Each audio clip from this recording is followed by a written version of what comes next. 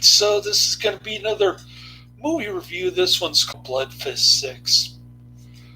Ground Zero. This is going to be another Don the Dragon Wilson, Roger Corman, direct-to-video. And it's Catya Sassoon's last movie appearance. Yes, I think I mentioned this in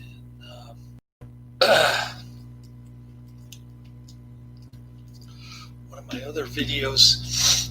She gets naked, actually, not within 4 minutes, but between the 2-minute and 4-minute mark. This one, she's wearing thong underwear, completely topless, showing off her fake breasts in all of their glory. She was great in Bloodfist 4. I didn't like this much as Bloodfist 4. She gets into some pretty intense fights with Don the Dragon Wilson in Bloodfist 4. And this one, she's just kind of looking around in her infrared or infragreen technology helmet. And Don Wilson punches her in the face, and that's about the extent of the fighting between Don the Dragon Wilson and Catya Sassoon. Okay. So, I was told this was a ripoff on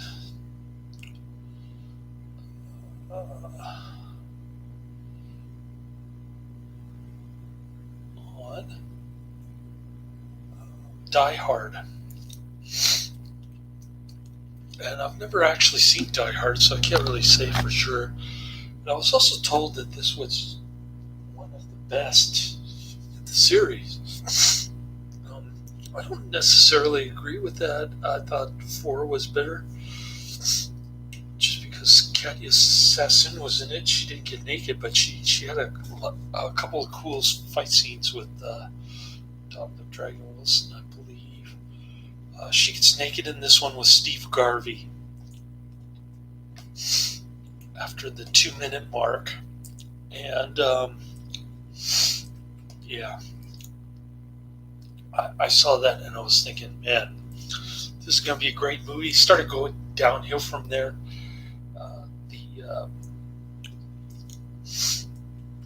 The Islamic terrorists don't look like they are Middle Eastern origin whatsoever. They look like white and black people mixed together. They don't have any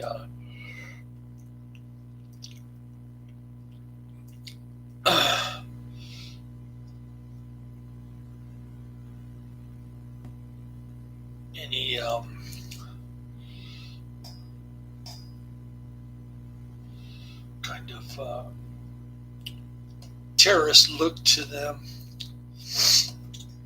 They just look like regular people from the United States. Anyways, they take over this nuclear missile site where Steve Garvey and Catya Sassoon work. I'm not sure if they're boyfriend, girlfriend, or husband, wife, or friends with benefits. But it just starts out for no apparent reason with Catya Sassoon getting naked in all of her glory. She was incredible. I was hoping for more, to see more of her in this one later on, but the only thing you can hope for is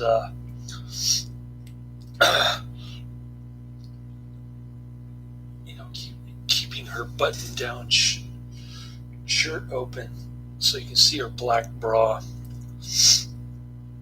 not much excitement there, but that's the closest you can get to her being naked in this one. After the 4-minute mark, and that was a real bummer.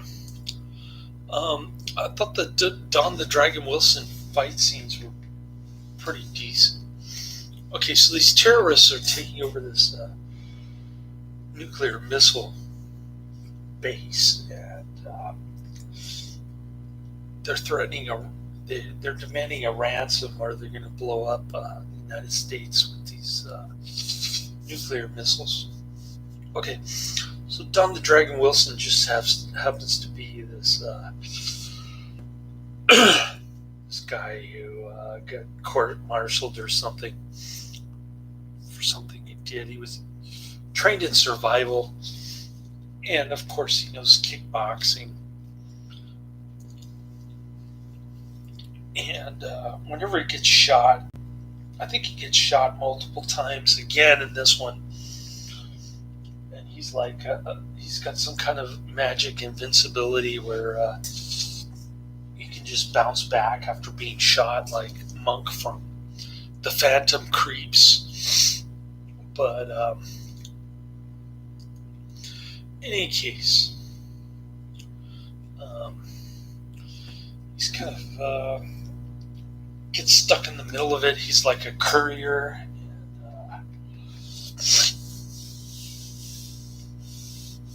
he's making a delivery right in the middle of the takeover of the nuclear missile base. They make it look easy because they haven't upgraded their computer for a long time, 13 years or something. And Catya Sassoon is a member of this terrorist group. She kills her lover.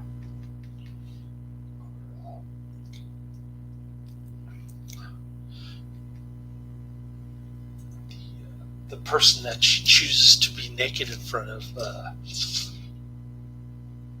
and she kisses him. Not sure what their relationship is, but yeah, she kills Steve Garvey in an act of betrayal. Then this army general, who is also ironically in Die Hard 2. His name is Wynn Irwin. Plays General Carmichael. Don the Dragon Wilson calls him Gramps. He wants to order a military strike while Don the Dragon Wilson is inside the compound trying to get the bad guys. And so you see the countdown to the missile launch, the countdown to the airstrike, that sort of thing. You can pretty much predict the ending.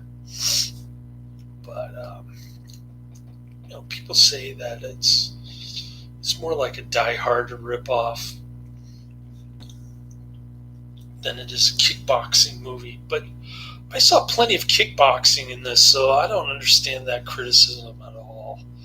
But that's just me. Steve Garvey who plays Major Tillman.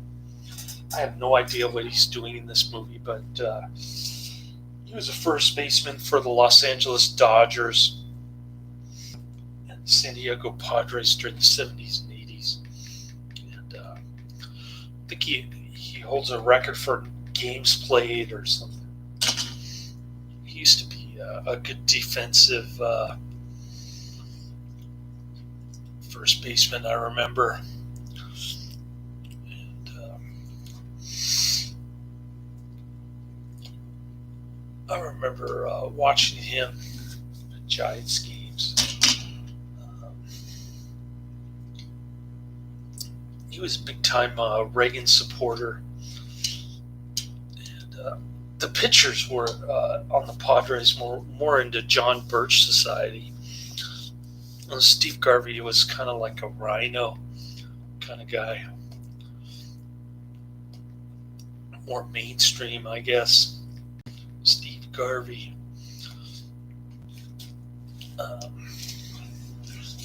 don't know what this Republican dude is doing in a naked scene with Catya Sassoon. It's kind of amusing, actually, to see him in that scene. I just remember he used to have these really hairy arms, like hirsute body hair on his arms, Steve Garvey. But yeah, other than Catya Sassoon getting naked and the fight scenes, I thought this movie was pretty standard for the Roger Corman Bloodfist series, Don the Dragon Wilson. I didn't think it was anything extraordinary. Like I said, number 4 was great. I love Catya Sassoon with her hair slicked back in that skin-tight black bodysuit. Kind of shows off her shoulders. And, she died at the ripe old age of 31 from cardiac arrest as a result of some kind of drug cocktail that she took. I probably can't even pronounce the drugs that were in her system. The coroner found, though her family swore up and down that she wasn't doing drugs that night. The coroner found out otherwise. And kind of an interesting character. She reminds me a lot of Sylvia Crystal, the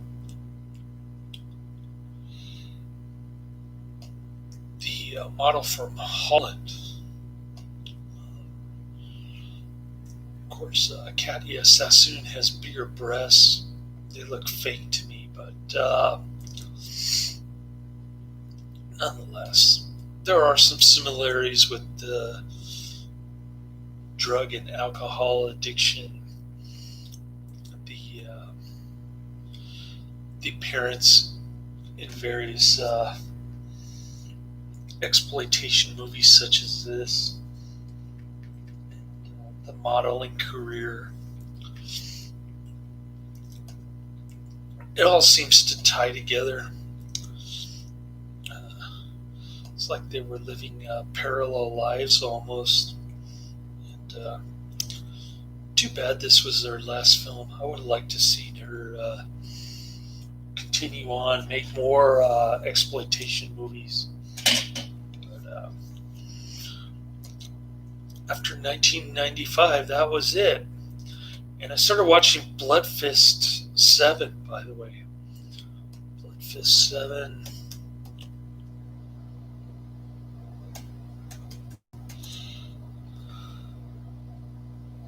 Manhunt.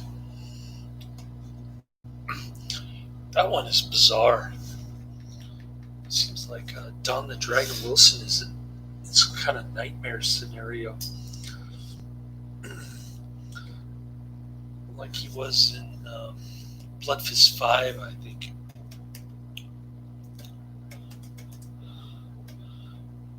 Human Target.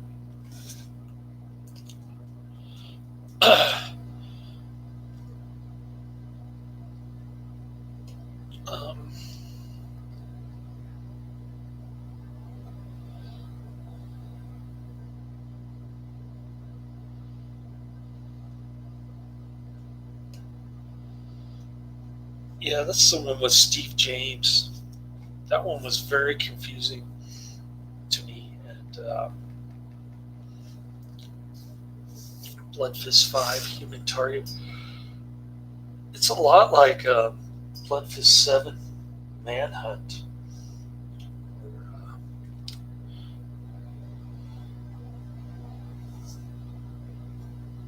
Don the Dragon Wilson is just caught up in these absurd situations. The corrupt police trying to torture him and get him mixed up in some kind of plot. It's everything happens so fast in Bloodfist 7 Manhunt, but I've only watched like the first 25-30 minutes of it, so I'll be looking forward to seeing the rest of it. It's definitely intriguing to me. Bloodfist 7, and I was told that 6 and 8 are the very best, but I'm going with 4, and I haven't seen 7 and 8 yet, but I've seen part of 7. Part of the part that I saw, Bloodfist 7 Manhunt, looked pretty decent to me so far. So we'll see how that goes. And I told you about the 4 movies I got coming from Netflix. I'm trying to get through the Bloodfist series and the Netflix stuff this week. If I can find the time. So, anyways, I like this movie. I didn't think it was terrible or fantastic. I thought it was somewhere in the middle. You know the reasons why I liked it. I think I mentioned it a couple times, but anyways, I'm gonna hit the sack right now. Get my 5 hours of sleep.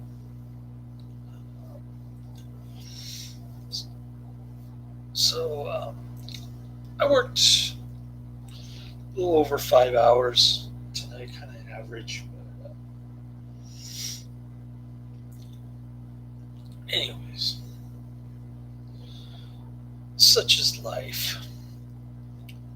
It's time for me to really hit the sack. I'm burned out and tired. I'm working 2 jobs later